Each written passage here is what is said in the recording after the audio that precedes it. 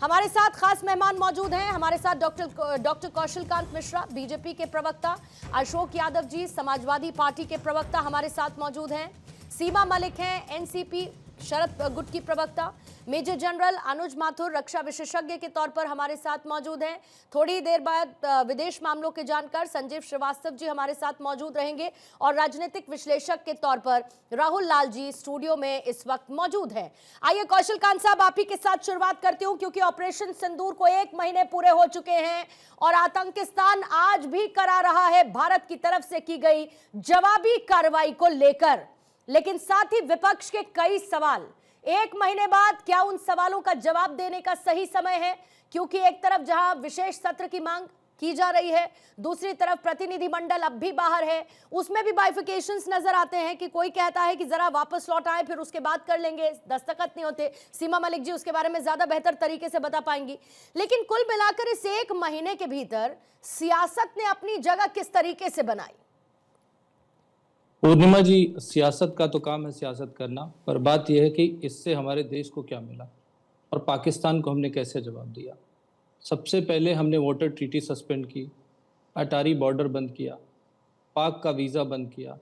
उसके बाद जिस तरीके से अटैक करके आतंकी बेस तबाह किए गए, एयर बेस तबाह किए गए, और हम तो 11 क्लेम कर रहे हैं, पाकिस्तान ने अपने डोजियर में 19 को कहा है कि हमने तबाह किए हैं। और जिस ट्रंप की बात पे इतना सारा राजनीति हो रही है, वो ट्रंप खुद कभी कभी कंफ्यूज होते हैं और कहते हैं कि न्यूक्लियर बेस तक अटैक कर दिया गया था। तो ये सारी बातें हैं जो एक अचीवमेंट है भारतीय सेना का, पूरे भारत का, पूरे भारत देश का, कि आतंक के खिलाफ इतना तगड़ा अटैक आज तक कभी नहीं हुआ। इसके पहले हम बात कर सकते हैं भारत पाकिस्तान युद्ध की। युद्ध एक अलग चीज़ है, पर जिस तरीके से टेररिज्म के ऊपर अभी तक आज़ाद भारत में कितने भी अटैक हुए, पर ये अभी तक का सबसे बड़ा अटैक है। चाहे वो 26/11 की बात कर लें, चाहे पुलवामा की बात कर लें, हर जगह मोदी जी के नेतृत्व में सेना ने एकदम करामात दिखाई। और इस बार तो उन्होंने पूरा, आप ये समझिए कि पाकिस्तान के 300 अंदर घुस करके जिस तरीके से हमारी मिसाइलों ने तबाही मचाई है, और इस तरह की तबाही मचाई कि शायद, ये हमारा क्लेम नहीं है, हमारी सरकार का क्लेम नहीं है, ये उनका क्लेम है जिनकी बात विपक्ष मानता है, कि वहां पर न्यूक्लियर फैसिलिटी तक अटैक हो गया था और वहां पर कुछ नुकसान हुआ, और शायद यही वजह है कि उनके न्यूक्लियर टेस्ट करने वाले विमान पाकिस्तान गए। ये सारी बातें मीडिया में, ये ऑफिशियली हमने भी मीडिया से ही सुना है, लेकिन सरकार ने अभी तक उसको नहीं कहा। तो एक तरफ तो देश की सेना ने देश के गौरव के लिए इतने सारे कदम उठाए हैं जो डिप्लोमेटिकली कुछ कहे जा सकते हैं, कुछ नहीं कहे जा सकते हैं। वहीं दूसरी तरफ अगर विपक्ष ऑपरेशन सिंदूर पे सवाल उठा रहा, पहले तो मुझे लगता है कि विपक्ष को अपनी आंखें खोलनी चाहिए। ऑपरेशन सिंदूर कोई भारतीय जनता पार्टी का कॉपीराइट नहीं है, वो भारत देश का कॉपीराइट है। जैसे हम उसके बारे में ब्रांड एम्बेसडरी कर रहे हैं, हम कह रहे हैं कि ऑपरेशन सिंदूर बहुत अच्छा हुआ, पूरे सब जगह घूम घूम के ऑपरेशन सिंदूर अभी भी चल रहा है, राजनीतिक भेजे जा रहे हैं, देश के रिप्रेजेंटेटिव भेजे जा रहे हैं, जिसमें सभी पार्टियों के लोग हैं। वहीं दूसरी तरफ अगर हमारे विपक्ष के लोग उसमें कमियां दिखाएंगे और वो ऑपरेशन सिंदूर में कमियां दिखाएंगे, तो वो किसका नुकसान कर रहे हैं? वो अपना नुकसान कर रहे हैं और कहीं ना कहीं वो देश की शक्ति का नुकसान करने की कोशिश कर रहे हैं। मुझे लगता है कि इससे ऊपर उठ करके, राजनीति से ऊपर उठ के, वो हमसे बेहतर ऑपरेशन सिंदूर की तारीफ करे ना। ट्रंप अगर कुछ बोल रहा है तो ट्रंप विदेश का प्रधानमंत्री ना, हमारे देश की सेना जो बोल रही है, हमें उसके साथ खड़े होना चाहिए। वो कह रहे हैं कि ट्रंप, ये क्यों नहीं, सारा विपक्ष मिलकर ट्रंप पे सवाल क्यों नहीं उठा रहा है? वो झूठ बोल रहा है। Being government there is a diplomacy. यहाँ पर डिप्लोमेट बैठे हैं, एक्सपर्ट्स बैठे हैं, उन्हें मालूम है कि सरकार क्या कह सकती, क्या नहीं कह सकती। लेकिन विपक्ष के तौर पे, राजनेता के तौर पे तो कोई कुछ भी बोल सकता है ना। तो अपने प्रधानमंत्री पे बोलने की बजाय क्यों नहीं ट्रंप पे सवाल उठाते कि वो 9, 10, 11 जगह जाते हैं और 11 अलग अलग बातें करते हैं। वो तो कह रहे थे कि वो रशिया और यूक्रेन का भी युद्ध रुकवा रहे हैं, वो तो इजराइल एंड गाजा का भी युद्ध रुकवा रहे हैं, नहीं रुका, फिर यहीं का क्यों रुक गया? तो आपको समझना पड़ेगा कि देश किस तरफ जा रहा है, देश की धारा किस तरफ है। और मुझे लगता है कि सारी पॉलिटिकल पार्टी को सेना के पीछे और देश के साथ खड़े रहना चाहिए। राजनीति करने के लिए दूसरे विषय हो सकते हैं। ठीक है, जल्दी से अशोक यादव जी आपके पास आते हुए, क्यों ऐसा लगता है कि क्योंकि आप विपक्ष में हैं, मैं कनेक्ट करवाती हूँ संजीव जी आपको। संजीव जी का प्लीज ऑडियो चेक करेंगे, उन तक आवाज पहुंचनी चाहिए। अशोक यादव जी, क्यों ऐसा लगता है कि विपक्ष ने इस बीच शुरुआती दौर में तो साथ की बात की, लेकिन उसके बाद सिर्फ और सिर्फ विरोध की राजनीति को एक ज्यादा स्पेस दे दिया? एक तरफ जहां हम 1 महीने बाद ऑपरेशन सिंदूर के खड़े हैं, पूरी दुनिया भारत की ताकत को मानती है, सारी देश विरोधी ताकतें भारत की तरफ ऐसे देखती हैं कि भारत ने कल्पना से परे जवाब दिया और तारीफ करती हैं, लेकिन भारत के अंदर सियासत इतनी जरूरी है या इतनी बड़ी मजबूरी है? देखिए पूर्णिमा जी, हमारे देश की सेना ने जिस अदम्यता का परिचय देते हुए पाकिस्तान को नाके चने चबवा दिया, पाकिस्तान के घुटनों पर ला दिया, लेकिन उसी सेना को ऑपरेशन सिंदूर को जैसे ही पोस्टपोन करने की बात हुई, उसी सेना को एक स्ट्रेटजी के तहत भारतीय जनता पार्टी ने एक स्ट्रेटजी के तहत अपने नेताओं से गालियां दिलवाने का काम किया। जिन गालियां देने वालों में भारतीय जनता पार्टी के विधायक रणवीर पठानिया से लेकर के इनके विजय शाह से लेकर के जगदीश देवड़ा से लेकर तमाम नेताओं ने सिर्फ एक ही रणनीति के तहत सेना को गालियां दी पूर्णिमा जी, ताकि ऑपरेशन सिंदूर की सफलता का श्रेय कहीं मोदी जी को सेना को न मिल जाए, इसका श्रेय मोदी जी को मिलना चाहिए। इसलिए सेना को गालियां भाजपा ने दिलवाई और मोदी जी को पोस्टर बॉय बना करके चट्टी चौराहों पर गली कूचों पर खड़ा कर दिया गया। ऑपरेशन सिंदूर की सफलता को का पूरा होल प्रोपराइटर मोदी जी को बनाने का प्रयास किया भाजपा ने। और दूसरी बात देखिए, ये हमारे जो विदेश नीति है ना पूर्णिमा जी, ये हमारी विदेश नीति इतनी फेल्योर कभी नहीं थी देश की आजादी के बाद जितनी विदेश नीति फेल्योर आज के दौर में है। कैसे आप देखिए, पाकिस्तान को हम लोग अलग थलग किए हुए थे आतंकवाद के नाम पर, और आज पाकिस्तान यूनाइटेड नेशन में आतंकवाद निरोधी अभियान में पाकिस्तान जो उसमें उपाध्यक्ष बन गया। पाकिस्तान किसके लिए बना सर? किसके लिए बना? कौन से देश के लिए पर्टिकुलर बना? आप बताइए किसके लिए बना? ना सर, आप बताइए। आपने कहा मैं तो बता दूंगी, आप बताइए। देखिए पूर्णिमा जी, नहीं मैं बता दूंगी आपको, इसीलिए मैं आपसे पूछ रही हूँ। बताइए कौन से देश के लिए बना पर्टिकुलरली? किस लिए बना? किसके लिए बना? सवाल है नहीं, सुनिए, किसके लिए बना सर? किस देश के लिए बना? किसके लिए बना? सवाल है कि यूनाइटेड नेशन में। अच्छा एक बात बताइए, क्या अशोक यादव ने भारतीय सेना को गाली दी? क्या अशोक जी आपने भारतीय सेना को गाली दी? हाँ या ना में बताइएगा। क्या रणवीर पठानिया ने क्या आपने भारतीय सेना को गाली दी? क्या रणवीर पठानिया ने भारतीय सेना को अशोक यादव ने गाली दी?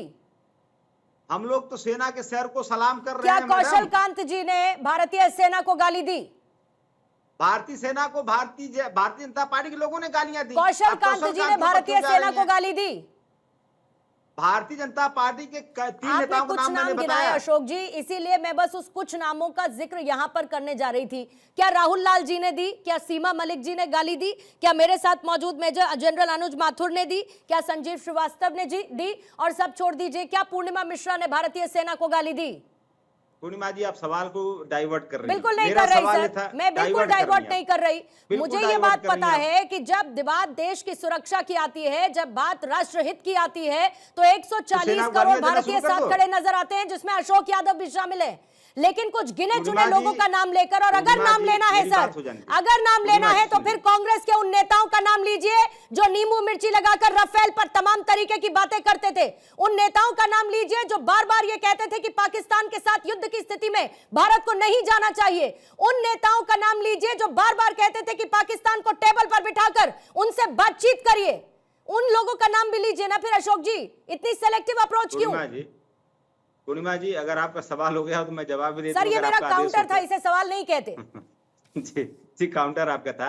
देखिए मैं सिर्फ यही पूछ रहा था कि सेना को गालियां देने वालों को भारतीय जनता पार्टी ने पार्टी से निकाला क्यों नहीं? अगर उनके विचार से सहमत थी तो उनके ऊपर एक्शन क्यों नहीं लिया गया मैडम? और दूसरा सवाल है, आज हमारी पूरी विदेश नीति सिर्फ मोदी जी के चेहरे को चमकाने में लगी हुई है। देश की सुरक्षा, राष्ट्र की सुरक्षा और राष्ट्र अखिलेश जी ने शुभम के घर जाने से मना कर दिया था, तो अखिलेश जी को आपने उनके पद से हटा दिया क्या? पार्टी से निकाल दिया क्या? पूर्णिमा जी, बात देखिए, सेना को गालियां देने पे बात हो रही है और भारतीय जनता पार्टी सेना को लेकर के पीड़ितों के साथ खड़े रहने की भी तो बात विपक्ष ने की। भाजपा क्या पीड़ितों ने बार बार ये सवाल नहीं उठाया कि पीड़ितों से जाके प्रधानमंत्री ने मुलाकात क्यों नहीं की? कौशल जी जल्दी से जवाब दीजिएगा, फिर बाकी मेहमानों के पास जाऊंगी। अशोक जी सिर्फ ये बता दीजिए, सिद्धारमैया ने कहा था कि युद्ध नहीं करना चाहिए, तारिक अहमद ने कहा था कि कूल रहना चाहिए, विजय वट्टीवार ने कहा था कि आतंकियों को किसी का धर्म पूछने का समय नहीं होता।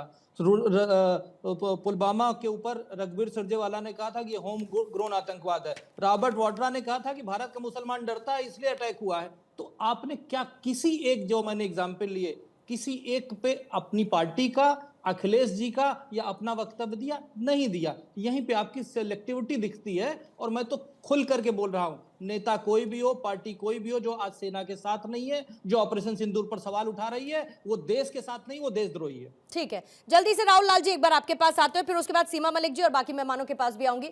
राहुल लाल जी, कांग्रेस ने लगातार सवाल उठाए, सरकार की मंशा पर सवाल उठाए, विदेश नीति पर सवाल उठाए, फिर उसके बाद संघर्ष विराम से लेके एस जयशंकर से लेके तमाम लोगों पर सवाल उठाए गए। लेकिन एक महीने बाद क्या भारत की ताकत कांग्रेस को नजर नहीं आती?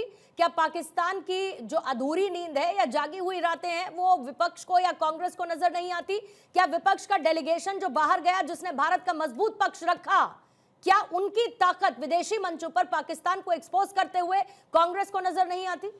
कांग्रेस को तो छोड़ दीजिए, मुझे तो लग रहा है कि कोई सामान्य व्यक्ति भी जो विदेश नीति के मामलों पे थोड़ा भी नजर रखता है, उनको नजर कहीं से भी नहीं आया। हम लोग तो खोजना चाह रहे हैं, हम लोग चाहते हैं कि पाकिस्तान को बिल्कुल दुनिया में अलग थलग कर दिया जाए। पूर्णिमा जी, मैं उस दिन से बहुत दुखी हूं जिस दिन से अमेरिकी राष्ट्रपति ट्रंप ने भारत को महान कहा, सीना गर्व से चौड़ा हुआ था, लेकिन जब पाकिस्तान को भी महान राष्ट्र कह दिया था तो मैं उस समय से बहुत दुखी हूं। भारतीय विदेश मंत्रालय और भारत सरकार को चाहिए था कि वो ट्रंप के ऊपर दबाव बनाते और कम से कम इस बयान के लिए वो बदलते उनको। लेकिन यहां तो उल्टी गंगा बहते हुए दिखाई दे रही है। पूर्णिमा जी, जो तुर्की का जो है कि वो ड्रोन यूज कर रहा था, उस तुर्की के साथ एक बड़े प्रोजेक्ट पे सिग्नेचर कर रहे हैं, डील करने जा रहे हैं, जो है कि तुर्की और अमेरिका के बीच में डील हो रहा है। तो तुर्की की स्थिति क्या बनी हुई है? हमें लग रहा है, देखिए, ऑपरेशन सिंदूर ने हर भारतवासी, 140 करोड़ देशवासियों का जो है कि उसको गौरवान्वित किया है, भारतीय सेना ने गौरवान्वित किया है। लेकिन हमारे विदेश मंत्रालय और हमारे विदेश नीति ने पाकिस्तान के विरुद्ध जो शानदार एक मौका मिला था उसको हम लोग चूक गए। आपने कहा ना कि प्रतिनिधिमंडल भेजा गया था, सर्वदलीय प्रतिनिधिमंडल भेजा गया था। सर्वदलीय प्रतिनिधिमंडल के क्या उनकी क्या उपस्थिति रही? पहले तो एक तरह से उनको जो विदेशों में जहां गए वो प्रतिनिधिमंडल के लोग, एक तो हाई रैंक के लोगों से वो मिले ही नहीं। वो कई जगह तो दूतावासों पे मिलते हुए दिखे, उसमें आप ले गए। तो आप कांग्रेस के कुछ वैसे लोगों को भी ले गए वहां पे, शशि थरूर जैसे लोगों को, जो कभी अपने बेटों के प्रचार में लगे हुए रहे। उपलब्धि वो अमेरिका में जैसे कैसे लोग हैं सर? कैसे लोग होते हैं? शशि थरूर की लेबलिंग करिए, चलिए आज आप। नहीं, मैं शशि थरूर की लेबलिंग करिए, सलमान खुर्शीद की आप लेबलिंग करिए, बताइए कैसे कैसे लोग होते हैं ये? मुझे तो लग रहा है कि कैसे कैसे लोग होते हैं, बताइए। वो पूरा का पूरा सर्वदलीय प्रतिनिधिमंडल सुप्रिया सुले की आप लेबलिंग करिए, चलिए।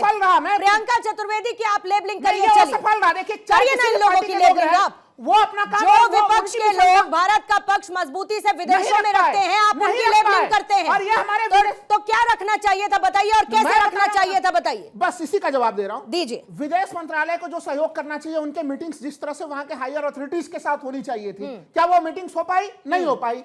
आप कह रहे हैं कि उनकी सफलता की डंका बज गई, मैं मान लेता। भाई, जब आईएमएफ ने उनको लोन देने का प्रयास किया, भारत अकेला खड़ा हुआ रहा विरोध करने में, लोन मिल गया। प्रधानमंत्री 1 जून को जो है कि मिलता है एशियन डेवलपमेंट बैंक के अधिकारी से, उसके बावजूद 3 जून को जो है कि वो पाकिस्तान को लोन दे देता है। वर्ल्ड बैंक अब कह रहा है कि हम पाकिस्तान में निवेश करने जा रहे हैं। पाकिस्तान कहां अलग है? हमें तो दिखाई नहीं दे रहा है कि पाकिस्तान अलग थलग है। आप याद कीजिए 26 से 11 के घटनाक्रम को, जब 26 से 11 के बाद भारतीय कूटनीति का वो दाव चला था, लोग पूछते हैं कि भारत ने उस समय क्या किया था। 62 में क्यों कहा जाता है कि नेहरू ने भारत को धोखे में रखकर युद्ध को कमजोर किया? क्यों कहा जाता है, जरा बताइए। अब देखिए, हिंदी चीनी भाई भाई का नारा किसने दिया, बताइए?